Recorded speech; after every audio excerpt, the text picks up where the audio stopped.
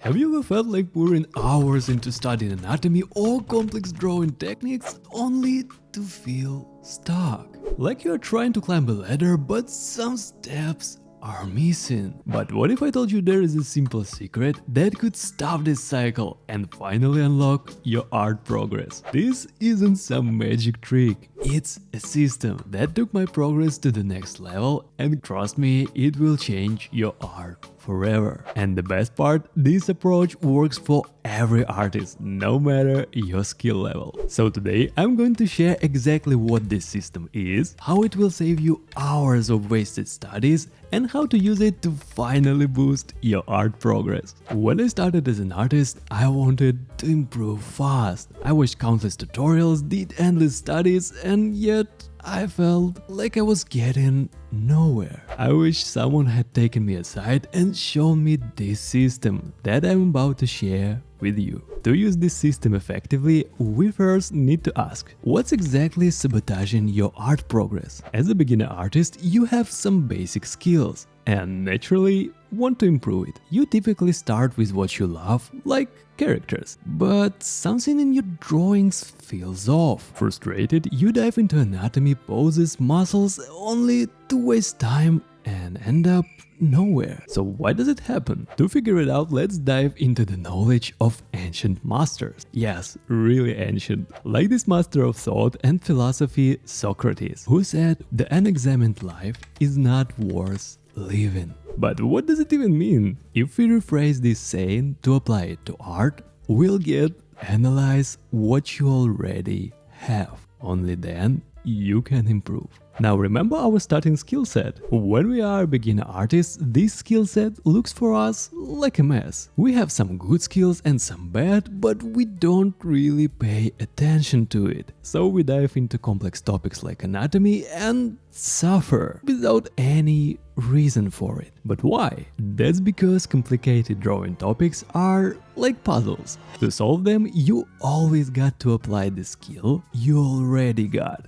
And if we never paid attention to our initial skills, chances are we'll put out the very weak and underdeveloped skill, and the whole drawing will fall apart. So how can we fix it?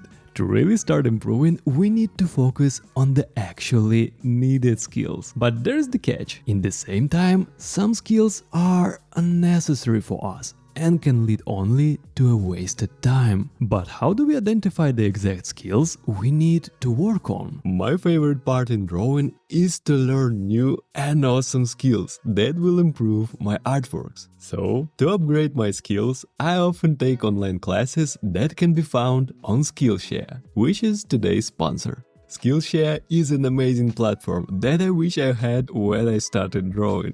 It's especially valuable for artists, because here you can find thousands of classes led by incredible professionals who teach drawing, painting, illustration, animation, and much more. So I started taking course by an amazing artist, Brent Eviston. I found this course extremely valuable for artists who want to learn how to draw figures. And my favorite part, you can learn at your own pace, with no pressure and time limits. And you can get all of these classes for free, because the first 500 people to use my link in the description will receive a 1 month free trial of Skillshare. Get started today. So what should we exactly do to boost our progress and avoid wasted time? To help you on this path, I created the system which you can follow step by step. But here's the rule. Every step builds on the one before it. So skipping ahead could leave you stuck. Make sure to follow along till the end to see how it all comes together. Let's start with the line art. The first thing we need is the reference. It should be the artwork you admire and want to learn from. Now notice how line is used by the artist. Analyze which objects are drawn with the thicker line and why. Next, ask, are the lines dynamic? Then we compare it to our own artwork. Check, are there any differences or issues in your approach? For example, your lines can be shaky, scratchy, or without any lightweight or dynamics. So what to do if you found the issue? Actually, that's great, because without making a bad step, we can't make the good one. some cool guy. Now you know exactly what to improve and can focus on the skills that matter most. By the way, I've included detailed exercises to improve your line art and other essential skills in my free digital art workbook. Grab it now for free using the link below. Okay, what's the next stage? Composition. Here we need to determine what the focal point is on the artwork we're fascinated by. And what composition rule is used here? It can be central line, rule of thirds, golden spiral, and so on. If we found out that we have no focal point in our artwork or we didn't use composition rules, learn about this and apply it to your artwork. But here's the question: which stage is where artists make the most mistakes? You're right, construction. Now we have a very special objective. We need to ask the next questions. Do you know where vanishing points and the horizon line are located in your artwork? And did you draw your object considering perspective? Next, we refine our construction and elevate to the stage of shading. And that's where we need to pay close attention while analyzing great art. The main rule: since shading is all about values, we need to transfer our reference to the grayscale. Then let's check if the silhouette of the character is readable. And we can easily verify this by scaling down the picture. If we still can understand what's going on, let's check. Okay, but how about the contrast? For example, here we can easily spot the face of the character because of the lit side of the face and the dark background behind it. Also, notice in which situations soft and edgy shading are used. But how to know if we have any issues in our artwork? Here are some indicators. Maybe you can't say where exactly your light source is. There is no or too much contrast on your image, or objects in the scene blend together too much. If you spotted some of these, try to replicate the approach from the reference and then go to the stage 5, materials.